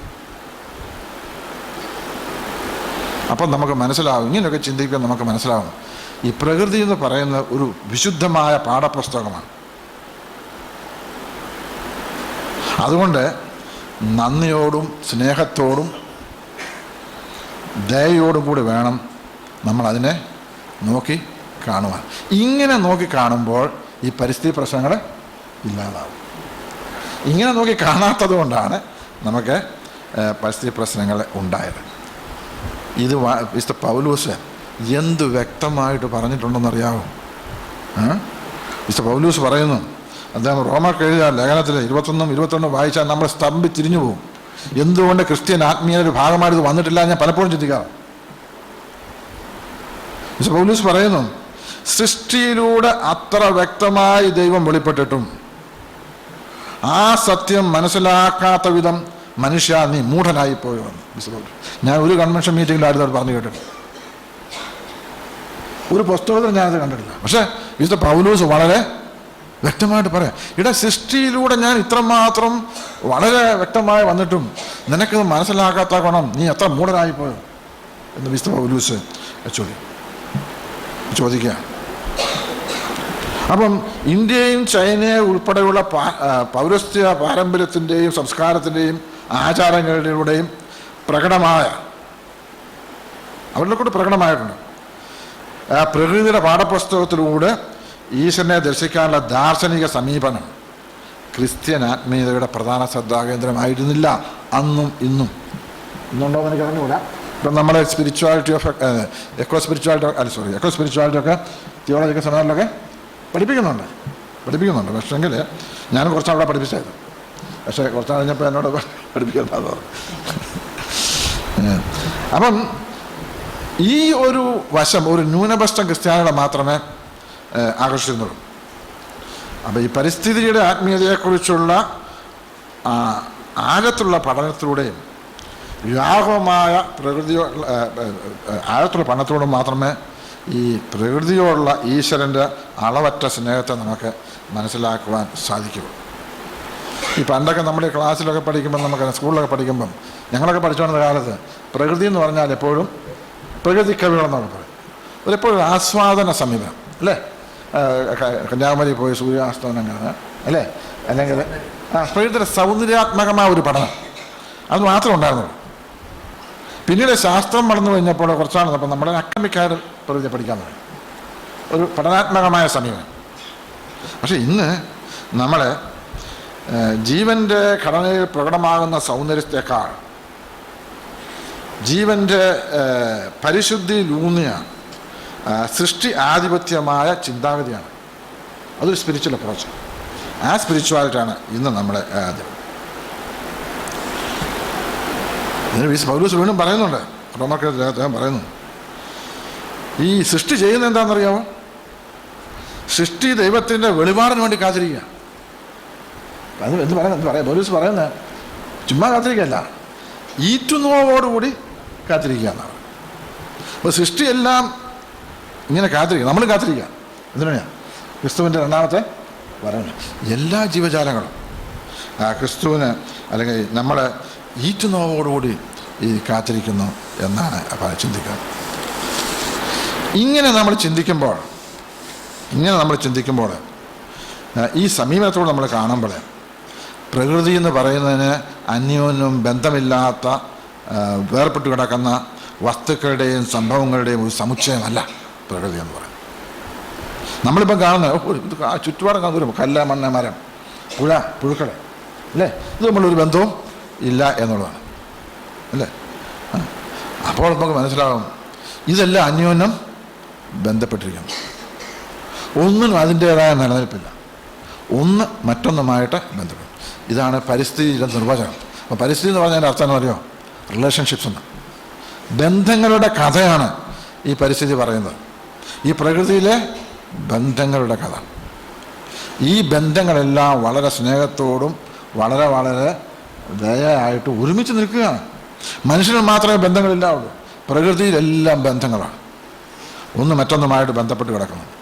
അപ്പോൾ നമുക്ക് മനസ്സാവും എല്ലാം ഒന്നാണെന്നുള്ള ദിവ്യജ്ഞാനം നമുക്കുണ്ടാകും. ഈ ചുറ്റുപാടിൽ കാണുന്നതെല്ലാം ഒന്നാണ്. ജീവശാസ്ത്രജ്ഞന്മാർക്കും വേദാന്തികൾക്കും മാത്രം അറിവായിരുന്ന ഒരു ജ്ഞാനമാണ് ഇപ്പോൾ പരിസ്ഥിതി ശാസ്ത്രം പറഞ്ഞു കൊടുക്കുന്നത്.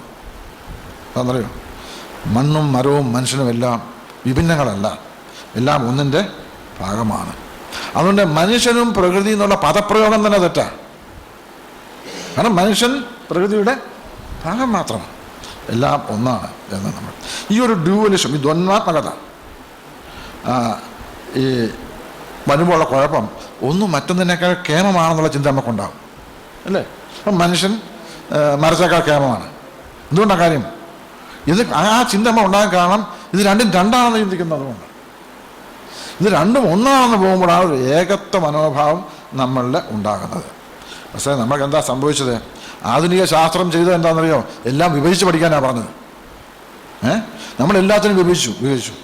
ചേതന വസ്തുക്കൾ, അചേതന വസ്തുക്കൾ, ഉപകാരികൾ, ഉപദ്രവകാരികൾ, മനുഷ്യനും ജന്തുക്കളും, പിന്നെ ആത്മാവ്, പദാർത്ഥം, ഇങ്ങനെ വിഭജിച്ച് മനുഷ്യൻ്റെ വ്യക്തികളുടെയും കഴിവ്, വികാരം, ചിന്ത, പ്രവൃത്തി, പല രാജ്യങ്ങളെ, പല വംശങ്ങളെ, ഇങ്ങനെയെല്ലാം നമ്മൾ വിഭജിച്ച് ചെന്നപ്പോൾ അവസാനം പറ്റിയെന്നാ നമ്മൾ വിഘടനാവാദത്തിൽ എത്തിപ്പോയി. വിഭജിച്ചപ്പോൾ പറ്റിയ കുഴപ്പം അവസാനം ചെന്നപ്പോൾ വിഘടനാവാദം ഇന്ന് രാജ്യങ്ങൾ മാത്രമല്ല, ഈ വിഘടനാവാദം എന്ന ഗ്രാമങ്ങളിലും കുടുംബങ്ങളിലും വ്യക്തികളിലും സമൂഹത്തിലുമെല്ലാം ഈ വിഘടനാവാദം ഒത്താൻ കാരണം എല്ലാം ഒന്നാണെന്നുള്ള ഒരു ചിന്ത നമുക്ക് ഇല്ലാതായി പോകുന്നതാണ്. അതുകൊണ്ടാണ് ഈ ഈശാവാസ ഉപനിഷത്തിൽ പറയുന്നത് ഈ ഋഗ്വേദത്തിൽ പറയുന്നൊരു ഭാഗമുണ്ട്. ഋഗ്വേദത്തിൽ പറയുന്നത് സത്യം ഒന്നേ ഉള്ളൂ, ജ്ഞാനികൾ അതിനെ പലതായിട്ട് കാണുന്നു എന്ന് മാത്രമേ പറയുന്നുള്ളൂ. ഈ പ്രപഞ്ചം മുഴുവൻ ഒരേ സത്തയുടെ ഭാഗമാണെന്നറിയുന്നവന് ഭയം എവിടെ, സങ്കടം എവിടെ, ശത്രുത എവിടെ എന്ന് ഋഗ്വേദം ചോദിക്കുന്നതിൻ്റെ കാര്യമല്ല. ഇപ്പം ഞാനും നിങ്ങളും അച്ഛനും നമ്മളും എല്ലാം ഒന്നാണെന്ന് പറയുമ്പോൾ നമ്മൾ തമ്മിൽ വലിയ ഭയത്തിൻ്റെയോ ശത്രുതയുടെയോ സംശയത്തിൻ്റെയോ ഒന്നും ആവശ്യം ഇല്ല. ഇത് ഉപനിഷത്തുകൾ മാത്രമല്ല പറയുന്നത്, വേദപുസ്തകത്തിലും പറയുന്നു. അച്ഛനറിയാം. സഭാപ്രസംഗം മാത്രം വായിച്ചാൽ മതി. സഭാപ്രസംഗയിലെ 3-ാം അധ്യായം 18-21 വാക്ക് നിങ്ങളൊന്ന് വായിച്ചു നോക്ക്. അതിൽ പറയുന്നു എന്താണെന്നറിയോ? മനുഷ്യന് സംഭവിക്കുന്നത് മൃഗങ്ങൾക്കും സംഭവിക്കുന്നു. രണ്ടിൻ്റെയും ഗതി ഒന്ന് തന്നെ. എല്ലാം ഒരേ സത്ത. മനുഷ്യന് മൃഗങ്ങളെക്കാൾ വിശേഷമൊന്നുമില്ല. സഭാപ്രസംഗി പറയുക.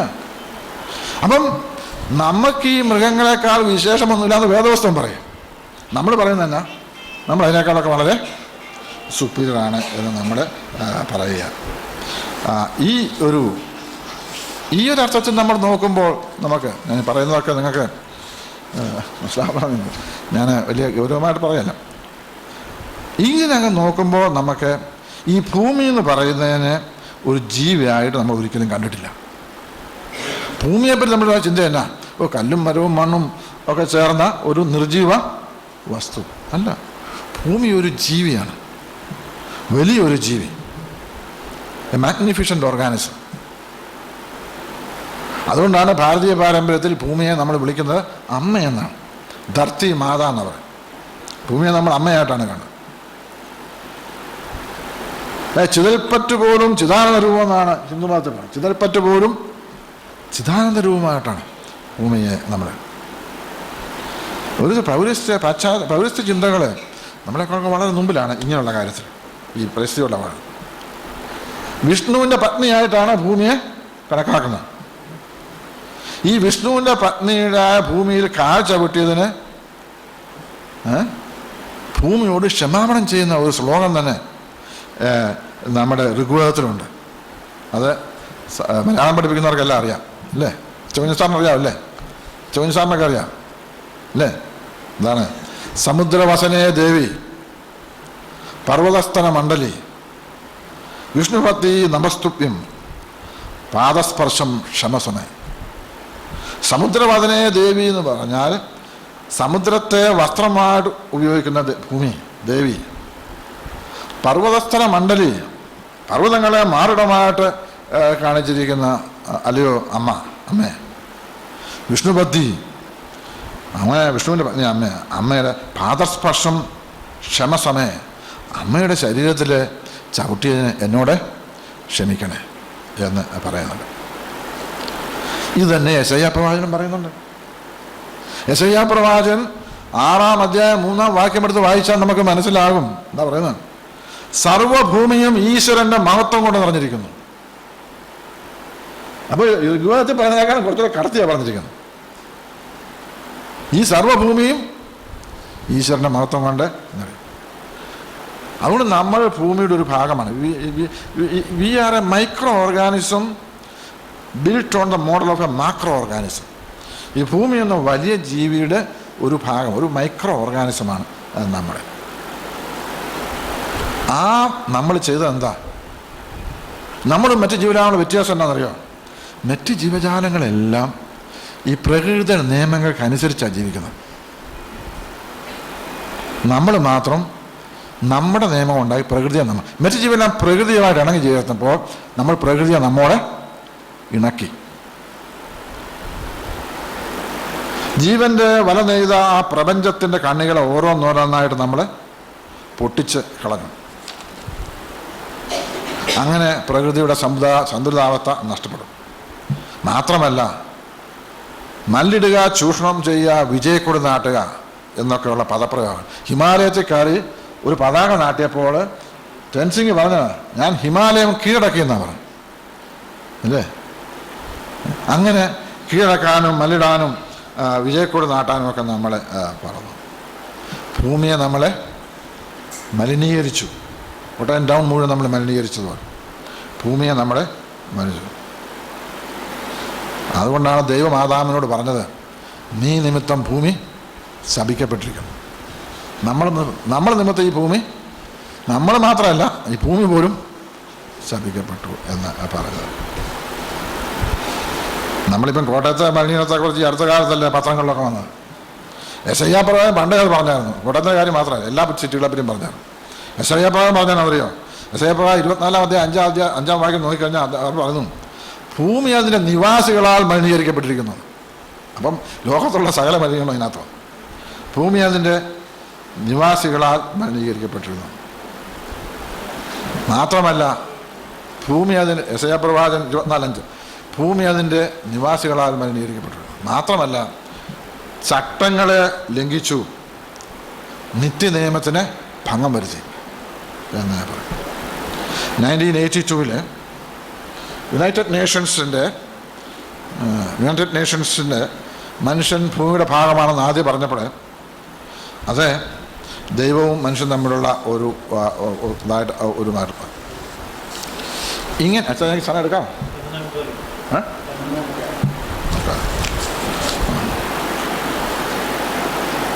10 മിനിറ്റ്. അപ്പം ഏറ്റവും അധികം മനുഷ്യ കേന്ദ്രീകൃതമായ ഒരു ലോകവീക്ഷണമാണ് നമ്മൾ ഉണ്ടാക്കിയത്. ആന്ത്രപ്പോസെൻട്രിക്, മനുഷ്യാധിഷ്ഠിതമായ ലോകവീക്ഷണം. അതായത് മനുഷ്യൻ എല്ലാത്തിനും മേലും ഒരു അധികാരമുണ്ടെന്ന് തെറ്റിദ്ധരിച്ചു.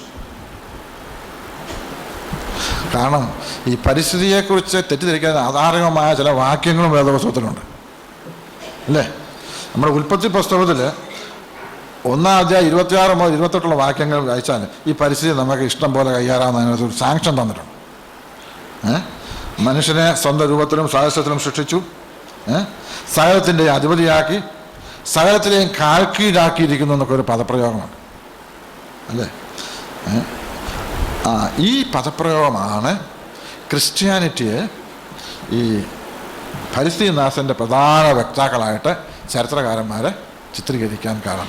ലിൻ വൈറ്റ് എന്നൊക്കെ പറയുന്ന വലിയ അച്ഛനക്കറിയാം.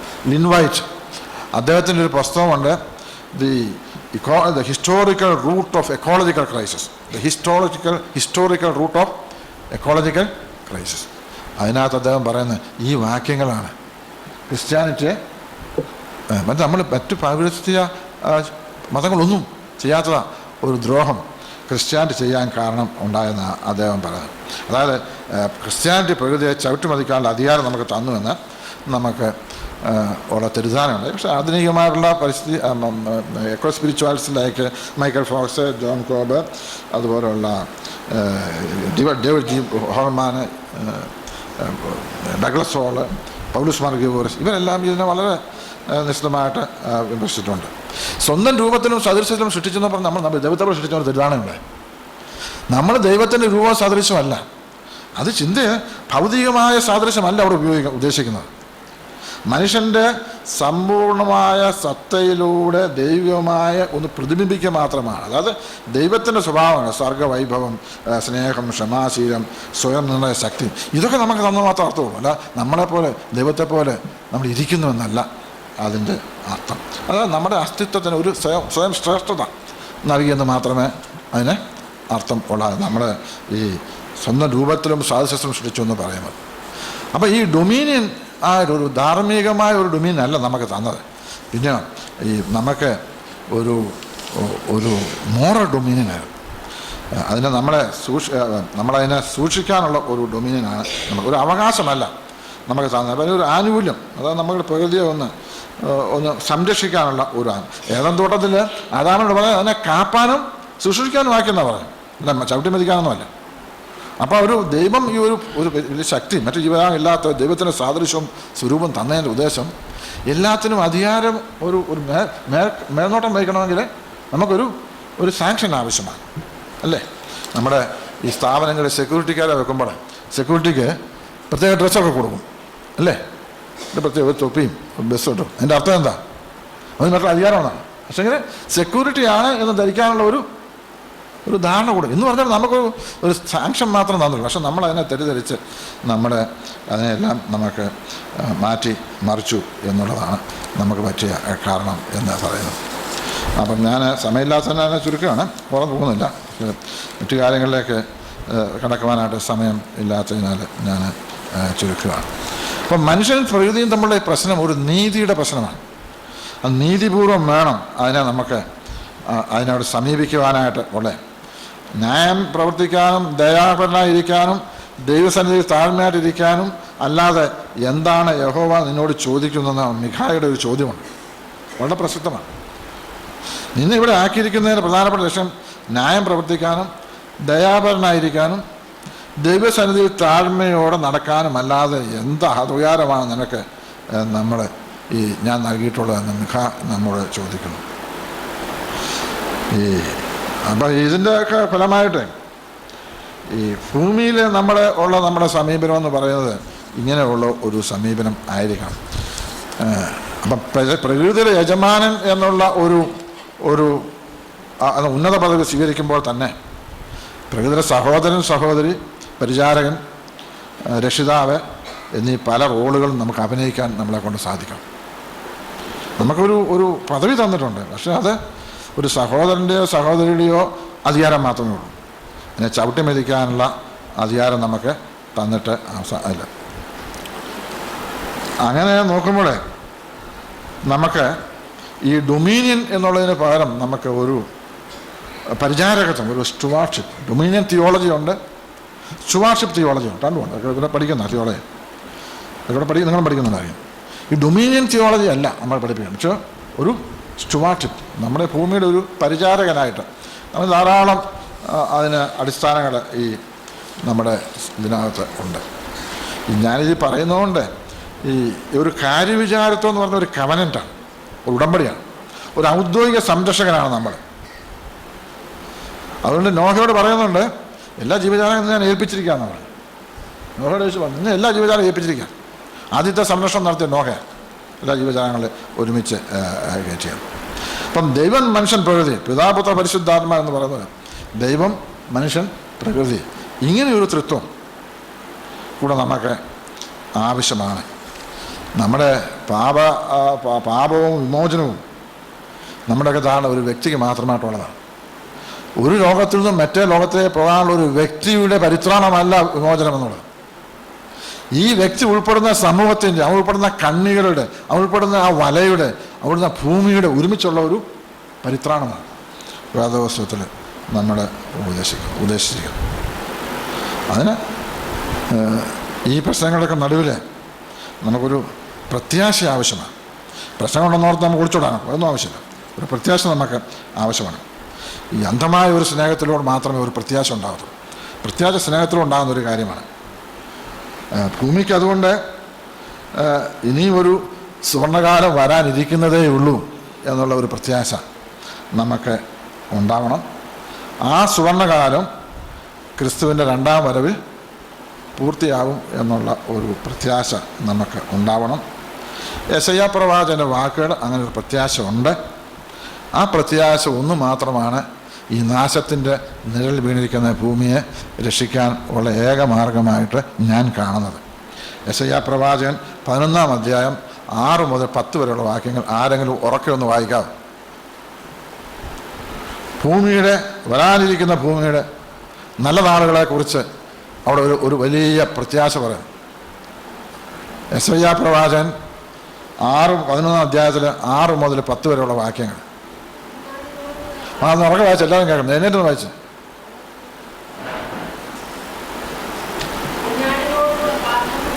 അന്ന് എന്നാ ആ ഭൂമിയുടെ നല്ല നാളുകൾ ആര് പാർക്കും? ചെന്നായ്ക്കൾ കുഞ്ഞാടിനോടുകൂടെ പാർക്കും.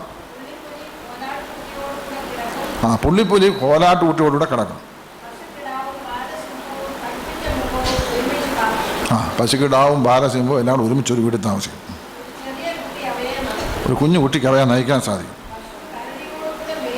പശു കരടിയോടുകൂടെ മേയും. അവിടെ കുട്ടികൾ ഒന്നിച്ചു കിടക്കും. സിംഹം കാളെന്ന പോലെ വൈക്കോൽ തിന്നും. മുല കുടിക്കുന്ന ശിശു സർപ്പത്തിൻ്റെ കോലെങ്കിൽ കൈയിടും, കളിക്കും. മുലകുടി മാറിയ പൈതൽ അണലിയുടെ പൊത്തിൽ കൈയിടും.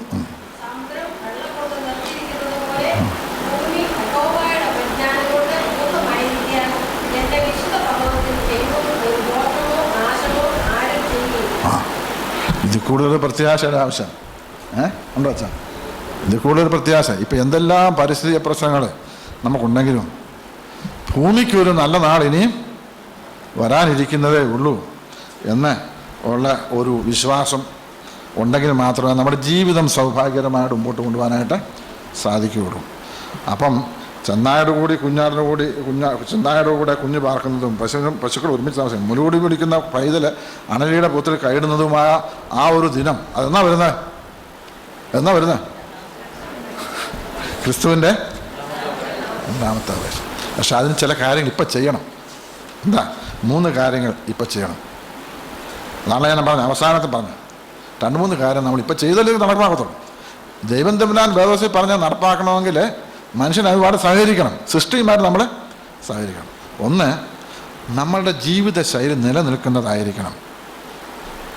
ഇന്നത്തെ പ്രശ്നം, വി ആർ ഓൾ എൻവയോൺമെൻ്റലി കോൺഷ്യസ്.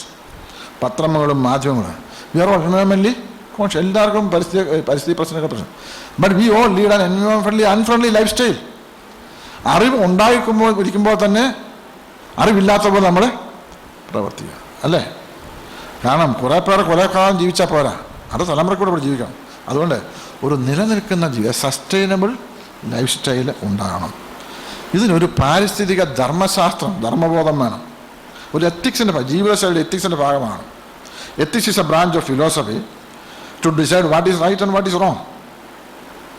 അപ്പം നമുക്ക് വേണ്ടത് നമ്മുടെ ഉപഭോഗ തൃഷ്ണയ്ക്ക് അതിർത്തി വരുത്തണം. ഇതൊറ്റ മാർഗമേ ഉള്ളൂ.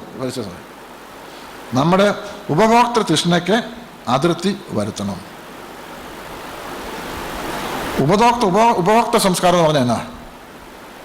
എല്ലാവരും പറയും ഉപഭോക്തൃ. കൂടുതൽ ഉൽപ്പാദിപ്പിക്കുക, കൂടുതൽ ഉപയോഗിക്കുക, കൂടുതൽ വലിച്ചെറിയുക. ഇതാണ് ഇതിൻ്റെ 3 തൂണുകൾ. കൂടുതൽ ഉൽപ്പാദിപ്പിക്കുക, കൂടുതൽ ഉപയോഗിക്കാൻ നമ്മളെ കൊണ്ട് സാധിക്കും. കൂടുതൽ വലിച്ചെറിയും, അല്ലേ? ഈ കൂടുതൽ ഉൽപ്പാദിപ്പിക്കുന്ന ഉപയോഗിച്ചില്ല കുഴപ്പമില്ലേ? അപ്പോൾ ഇന്ന് നമ്മുടെ മാധ്യമങ്ങളെല്ലാം പറയുന്നത് എന്നാണെന്നറിയോ? കൂടുതൽ ഉപയോഗിക്കാനുള്ള പ്രേരണാശക്തി നമുക്ക് തരിക. നേരം വെളുക്കുമ്പോൾ മുതൽ വൈകുന്നേരം വരെ മാധ്യമങ്ങൾ പരിശോധിച്ചാൽ ഒറ്റ കാര്യം വ്യക്തമാണ്. എന്താ? കൃത്രിമമായിട്ടുള്ള ആഗ്രഹങ്ങൾ നമ്മുടെ മനസ്സിലുണ്ടാക്കുക അവർ ചെയ്യും, അല്ലേ? ഇന്ന് രാവിലെ ഒരു കുഞ്ഞ് ഈ കൊതുകിനെ കൊല്ലുന്ന ഒരു പരസ്യമാണ്. എന്താ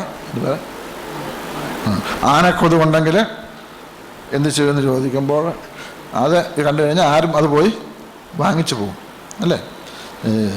പണ്ട് ഞാൻ കുറേ നാൾ മുമ്പ് വന്നൊരു പരസ്യം ഉണ്ടായിരുന്നു. ഒരു സ്കൂട്ടറിൻ്റെ പരസ്യമായിരുന്നു. ഒരു സ്കൂട്ടർ മേടിച്ചാൽ മതി, ഓണേഴ്സ് പ്രൈഡ് നെയ്ബേഴ്സ് എൻവി എന്നാണ്. എന്താ അർത്ഥം മനസ്സിലാവും? ഈ സ്കൂട്ടർ നിങ്ങൾ മേടിച്ചാൽ അയക്കാനും നിങ്ങളുടെ അസുഖം ഉണ്ടായിക്കോളും, നിങ്ങൾക്കൊരു അഹങ്കാരം ഉണ്ടായിക്കോളും. അതുകൊണ്ട് നിങ്ങൾ പോയി മേടിച്ചോളാം. Owner's pride neighbour's envy. അപ്പം ഇങ്ങനത്തെ ആഗ്രഹങ്ങൾ നമ്മുടെ മനസ്സിൽ ഉണ്ടാകാം. അപ്പോൾ വർദ്ധിച്ചു വരുന്ന ഈ ആത്മഹത്യാ നിരക്കിൻ്റെ പോലും കാരണം ഇത്തരം കൃത്രിമമായ ആഗ്രഹം നമ്മുടെ മനസ്സിൽ ഉണ്ടാക്കുന്ന അതുകൊണ്ടാണ്. അതുകൊണ്ട് ഈ ഉപഭോഗ തൃഷ്ണയ്ക്ക് അതിർത്തി വരുത്തണമെങ്കിൽ നിങ്ങൾ ഷോപ്പിങ്ങിന് പോകുമ്പോൾ നിങ്ങൾ എന്തൊക്കെ മേടിക്കും എന്നുള്ളതിനുപരിയായിട്ട് എന്തൊക്കെ മേടിക്കാതിരിക്കാം എന്നുള്ള ചിന്ത വന്ന് പോകുന്നത്. ഒന്നും മേടിക്കില്ല നമ്മൾ. കാരണം ഈ മിക്ക സാധനം നമുക്ക് ഉണ്ട്, അത്യാവശ്യമൊന്നും ഇല്ല. VVSയിലേക്കാണ് ഇപ്പോൾ കോട്ടയത്ത് അമ്മമാരെല്ലാം ഇപ്പോൾ ഓടുന്നത്. അവിടെ ചെന്നിട്ട് പലരും വില കൂടുതലാവുന്നുണ്ട് അധികമൊന്നും മേടിക്കാതെ തിരിച്ചു വരുന്നത്. പക്ഷേങ്കിൽ അവിടെ ഒന്നും വേണ്ട, അതെല്ലാം ഉള്ള സാരിയെല്ലാം നമുക്ക് ഉള്ളതിനൊക്കെ തന്നെയാണ്, അതിനെ വേറൊരു കളറിലൊക്കെ അവിടെ വെച്ചിട്ടുണ്ട്. അപ്പം ഇങ്ങനത്തെ ഈ കൃത്രിമമായ ആഗ്രഹങ്ങൾ ഉണ്ടാകാതിരിക്കണമെങ്കിൽ പരസ്യങ്ങളായിപ്പോൾ അതിനകത്ത് ഒരു വലിയ സംഗതി ചെയ്യണം. എന്താ വേണമെന്നല്ലോ? മതങ്ങൾ പറഞ്ഞിട്ടുണ്ട്. ശ്രീബുദ്ധൻ പറഞ്ഞതാണ്, desire is the root cause of all evils. Desire, ഈ ഏജ് 21-ാം നൂറ്റാണ്ടിനെ പറഞ്ഞിട്ട് മെഗാ തിങ്കേഴ്സ് പറയുന്നത് it's an age of desires എന്നാണ്. 20-ാം നൂറ്റാണ്ടെന്ന് പറയുന്നത് it's an age of desires. ആഗ്രഹങ്ങൾ മാത്രമുള്ള ഒരു ഏജ്, മോഹങ്ങളുള്ള ഏജ്. മോഹഭംഗം വരാതിരിക്കാൻ വേണ്ടി നമ്മളിങ്ങനെ ഓടുക. പരിസ്ഥിതിയെ സംരക്ഷിക്കണമെങ്കിൽ മോഹങ്ങൾക്കും മോഹതൃഷ്ണയ്ക്കും ആ സംസ്കാരത്തിനും അയവ് വരുത്താതെ നടക്കുകയില്ല. എങ്കിൽ മാത്രമേ കുഞ്ഞുകുട്ടിക്ക് അണലിയുടെ പൊത്തിൽ കൈയിടാൻ സാധിക്കൂ. എല്ലാ മതങ്ങളും, ഹിന്ദുയിസം പറയുന്നത് അങ്ങനെ തന്നെയാണ്. If you are free from desires you will attain peace. ഇപ്പം നിർത്തി വെച്ചാൽ 2 മിനിറ്റ് പീസ്. ബുദ്ധിസം പറയുന്നത് തന്നെയാണ്. Sorrow falls away from you like drops of water from lotus flower. മോഹങ്ങളില്ലെങ്കിൽ ഈ താമര ഇതളിൻ്റെ മഴത്തുള്ളികൾ വീണാൽ പെട്ടെന്ന് അത് ഉതിർന്നു പോകും എന്നത് പറഞ്ഞ പോലെ മോഹങ്ങളില്ലെങ്കിൽ നിന്നിരുന്നതെല്ലാം ഉതിർന്ന് പോക്കോളും. അപ്പം നമ്മുടെ ഈ സാധനങ്ങളെല്ലാം അധികം ഒന്നും മേടിച്ച് വെക്കരുത്. പക്ഷെ നമ്മളെ തൃഷ്ണയ്ക്കുന്നത് അതോ ഒറ്റ വർഷനാൾ മുമ്പൊക്കെ സാധനങ്ങൾ വീട്ടിൽ കാർൽ മാർക്സ് പറഞ്ഞതറിയോ, too many things makes too many useless people. വീട്ടിൽ സാധനം ഒത്തിരി മേടിച്ച് വെച്ചാൽ നിങ്ങൾ യൂസ്ലെസ് പീപ്പിളായിട്ട് മാറും. Too many things makes too many useless people. വീട്ടിൽ ഫ്രിഡ്ജും മൈക്രോവേവനും ഒക്കെ ഉള്ളപ്പോൾ അമ്മ ആവശ്യമില്ലാതെ വരുന്നു അല്ലേ? പിന്നെ അമ്മയുടെ ആവശ്യം അതിൻ്റെ ഉണ്ടാവില്ല. മൈക്രോവേവനും ഫ്രിഡ്ജും വേണമെന്ന് ഞാൻ പറയില്ല. കമ്പ്യൂട്ടറിൽ ഉണ്ടെങ്കിൽ പിന്നെ അധ്യാപകൻ്റെ ആവശ്യം ഇല്ല. ഐപോഡും ഒക്കെ ഉണ്ടെങ്കിൽ ഇനി അധ്യാപകൻ്റെ ആവശ്യം ഇല്ലെന്ന് വരും. അപ്പോൾ so many useless things means so many useful people.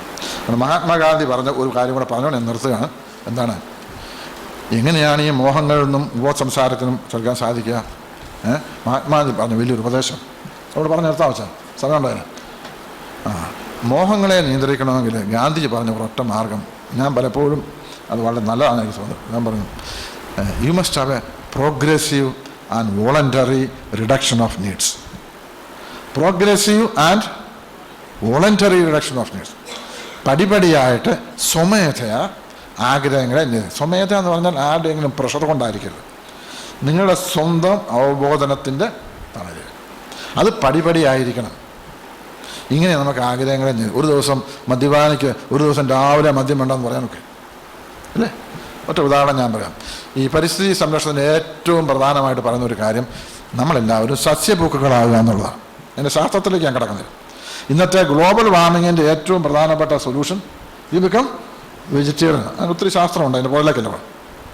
നമ്മളെല്ലാം ഇറച്ചി മീനും കഴിക്കുക, പ്രത്യേകിച്ച് ക്രിസ്ത്യാനികളെല്ലാം ഏറ്റവും 3 നേരം ഇറച്ചി മീനും കഴിക്കുന്നവരാണ് അല്ലേ? അപ്പം നമ്മൾ പ്രോഗ്രസീവായിട്ട് ചിന്തിക്കാൻ എന്താ വേണം?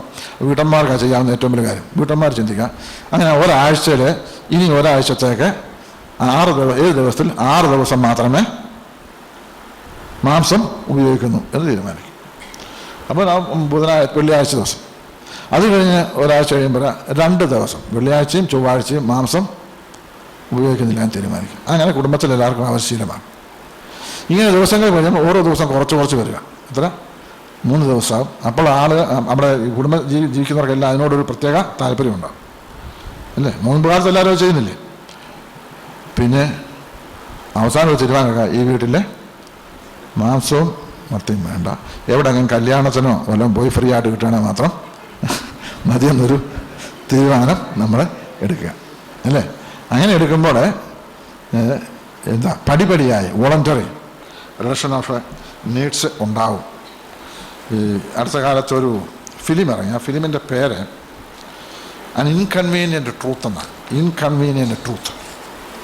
അത് ആൽ ഗോറെ എന്ന് പറഞ്ഞ അമേരിക്കൻ പ്രസിഡൻറ്റിൻ്റെ എഴുതിയ ഒരു പുസ്തകത്തിൻ്റെ അടിസ്ഥാനത്തിൽ ഡേവിഡ് ഗോറെ എന്ന് പറയുന്ന ഒരു വലിയ പരിസ്ഥിതി ശാസ്ത്രജ്ഞൻ ഉണ്ടാക്കിയ ഒരു ഫിലിമാണ്.